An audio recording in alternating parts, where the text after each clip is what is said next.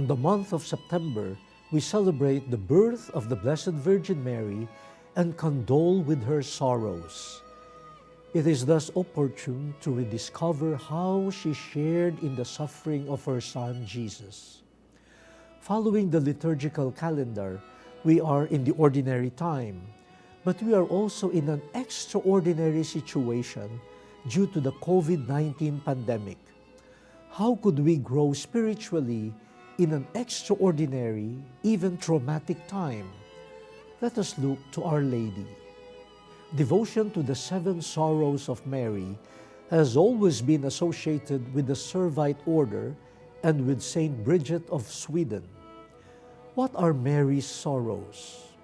Let us begin with the first 2, the prophecy of Simeon and the flight into Egypt. Mary, together with Joseph, presented the child Jesus 40 days after his birth to the temple to fulfill the law. They were received by the righteous man named Simeon, who had been promised to behold the Christ before his death. After blessing the Lord and then the family, Simeon told Mary,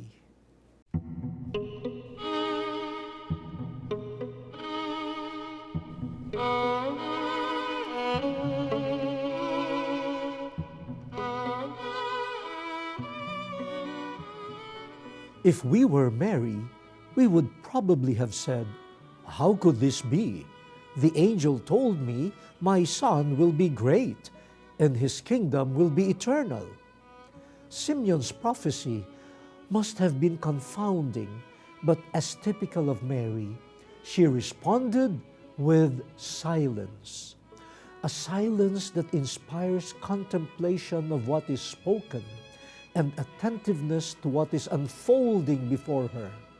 And yes, it is difficult, especially when the foretold suffering involves our loved ones. But being discerning is one step to grow spiritually in the way of Mary. The other step is trusting in your companion.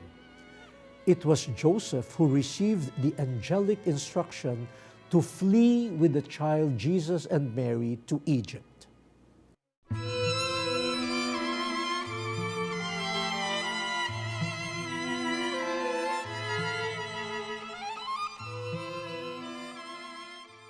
Again, if we were Mary, we probably would have said, 'What? We know no one in Egypt. Why there?' But Mary trusted in Joseph. It was a deliberate act, not passivity. She knew they would practically start from scratch, but she also knew that Joseph would never let them down. So, brothers and sisters, in times of uncertainty, do we still trust in our companions, or do we allow trust to dissipate in times of trouble?